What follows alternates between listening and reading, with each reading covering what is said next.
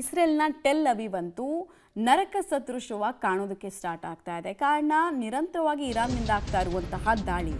Tell Aviv ಮೇಲೆ ದಾಳಿ ಮುಂದುವರಿತಾ ಇದೆ. ರಾಕೆಟ್ಗಳ ಮಳೆಯನ್ನ ಇರಾನ್ ಸುರಿಸಿದೆ. ರಾತ್ರಿ ಇರಾನ್ನ ಶಕ್ತಿ ಕುಂದಿಸ್ತೀರಾ ನೀವು ಅಂತ ಹೇಳಿ ಸ್ಪೆಸಿಫಿಕಲಿ ಸ್ಯಾಟರ್ಡೇ ನೈಟ್ ವಿಪರೀತ ಶೆಲ್ಲಿಂಗ್ ಆಗಿದೆ. ಬ್ಯಾಲಿಸ್ಟಿಕ್ ಮಿಸೈಲ್ಗಳ ದಾಳಿ ಆಗಿದೆ. ರಾಕೆಟ್ಗಳ ಸುರಿಮಳೆಯನ್ನು ಸುರಿಸಿದ್ದಾರೆ. ನಿರಂತರ ರಾಕೆಟ್ ದಾಳಿಗೆ ಟೆಲ್ ಅವೀವ್ ಕೂಡ ತತ್ತರಿಸಿ ಹೋಗಿದೆ. ಸೈಮಲ್ಟೇನಿಯಸ್ಲಿ ಇವಾಗ ಯಾವುದೇ ಏರ್ ಡಿಫೆನ್ಸ್ ಸಿಸ್ಟಮ್ ಅಂದರೂ ಅದಕ್ಕೊಂದು ನಿರ್ದಿಷ್ಟವಾದಂತಹ ಕೆಪಾಸಿಟಿ ಇರುತ್ತೆ. ಈಗ ನಮ್ಮ ಬ್ರೈನೇ ಎಷ್ಟೊತ್ತು ನಿರಂತರವಾಗಿ ಒಂದು ವಿಚಾರದ ಬಗ್ಗೆ ಕೆಲಸ ಮಾಡೋಕ್ಕೆ ಸಾಧ್ಯ ಇದೆ? ಒಂದು 4 ಅವರ್ 5 ಅವರ್, ಆಮೇಲೆ ನಾವು ಒಂದು ಬ್ರೇಕ್ ತಗೊಳ್ತೀವಲ್ವ.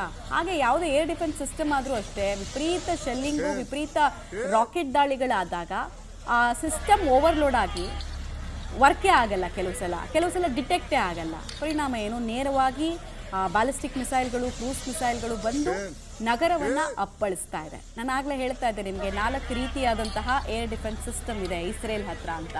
ಒಂದು ಶಾರ್ಟ್ ಡಿಸ್ಟೆನ್ಸ್ ರಾಕೆಟ್ಗಳಿಗೆ ಒಂದು 40 ಕಿಲೋಮೀಟರ್ ಆಸ್ಪಾಸ್ನಲ್ಲಿದೆ. ಅದನ್ನು ಡಿಟೆಕ್ಟ್ ಮಾಡೋದಕ್ಕೆ ಐರನ್ ಡೋಮ್ ಇದೆ.